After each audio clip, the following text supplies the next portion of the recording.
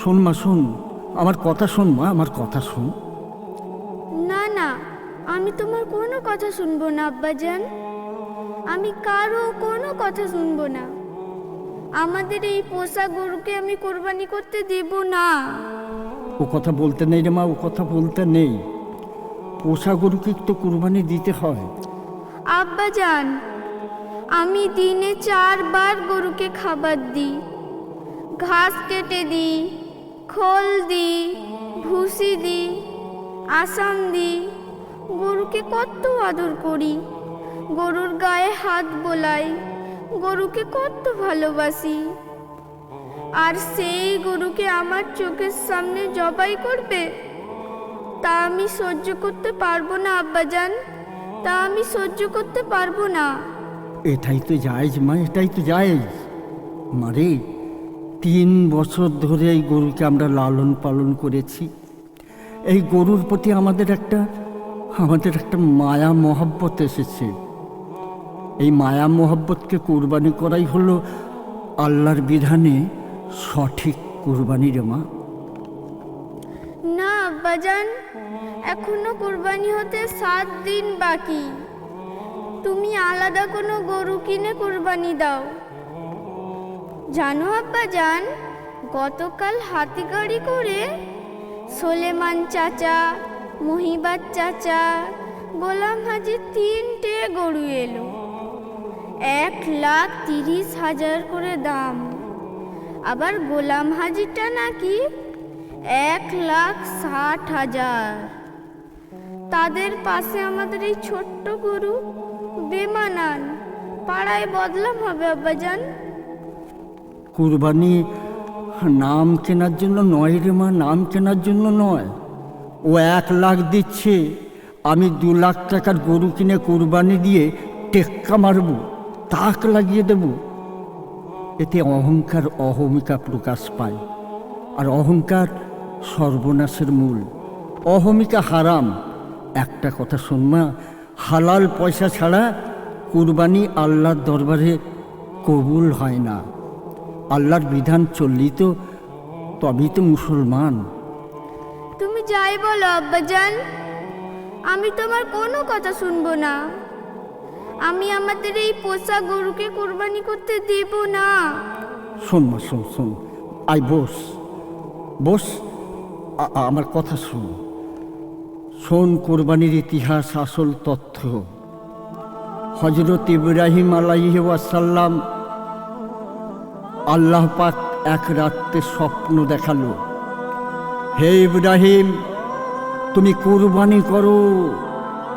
সকালে ঘুম থেকে উঠে ইব্রাহিম আলাইহিস সালাম উটশালা থেকে শত শত উট কুরবানি করে দিল।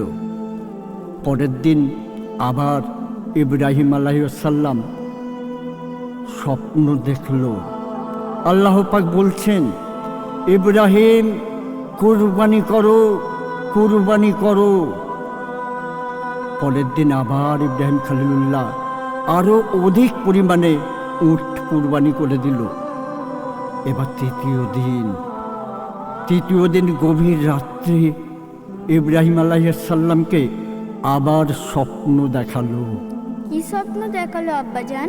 আল্লাহ বলছেন, ইব্রাহিম কুরবানি করো, কুরবানি করো তোমার প্রিয় পাত্রকে, যাকে দুনিয়ার সবচেয়ে বেশি ভালোবাসো। সকালে ঘুম থেকে উঠে ইব্রাহিম খলিলুল্লাহ চিন্তা করলেন, দুনিয়ার সবচেয়ে প্রিয় আমার কলিজার টুকরা, আমার নয়নের তারা, আমার সন্তান ইসমাইল। তাহলে আল্লাহ আমার ইসমাইলকে কুরবানি করতে বলছেন। বিলম্ব করলেন না, ছেলেকে সঙ্গে নিয়ে আল্লাহর প্রেমে, আল্লাহর মোহব্বতে চললেন সেই পাহাড়ে এবং ছেলের গলায় ছোরা চালালো। আব্বাজান, কাটলো না মা, গলা কাটলো না, সেটাও আল্লাহর ইচ্ছায়। তলোয়ার যেন তুলো হয়ে গেল। ছেলে ইসমাইল বললেন, আব্বাজান, আমার জন্য আপনার চোখে মায়া আছে, তাই হয়তো আমার গলা কাটছে না, আপনি চোখে কাপড়টা বেঁধে নিন। হযরত ইব্রাহিম আলাইহিসসালাম চোখে কাপড় বেঁধে ছোড়া চালিয়ে দিলেন, রক্ত ফিনকি দিয়ে ইব্রাহিম আলাইহিসসালামের সারা শরীরটা ভিজে গেল। কিন্তু মহান আল্লাহ ইব্রাহিমের মনের পরীক্ষা নিচ্ছিলেন। ইসমাইলের জায়গায় জিবরাইল আলাইহিসসালাম দ্বারা ইসমাইলকে সরিয়ে দুম্বাকে জবাই করিয়ে দিলেন। সেই থেকেই কুরবানি সারা দুনিয়ায় প্রচলিত। তাই আমাদের কুরবানি করতে হবে মা, আমাদের কুরবানি করতে হবে। বনের পশুর সঙ্গে সঙ্গে আমাদের মনের পশুকেও কুরবানি করতে হবে।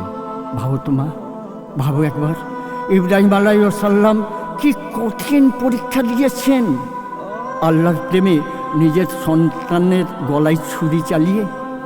তাই এই গরুর প্রতি আমাদের মায়া আছে, আমাদের মহাব্বত আছে বলেই তো আল্লাহ কোরবানি কবুল করবেন মা। হ্যাঁ আব্বাজান, তুমি ঠিকই বলেছ। আল্লাহ যাতে খুশি, আমরাও তাতে খুশি। আমরা এই পোষা গরুকেই কোরবানি দেব ইনশাআল্লাহ। আমাদের এই ভিডিওটা যদি ভালো লাগে সাবস্ক্রাইব করবেন, লাইক করবেন এবং শেয়ার করবেন। সর্বশেষে কাজী আক্তার হোসেন এবং শবনম পারভিনের তরফ থেকে আপনাদের সকলকে জানাই আন্তরিক ধন্যবাদ। আসসালামু আলাইকুম।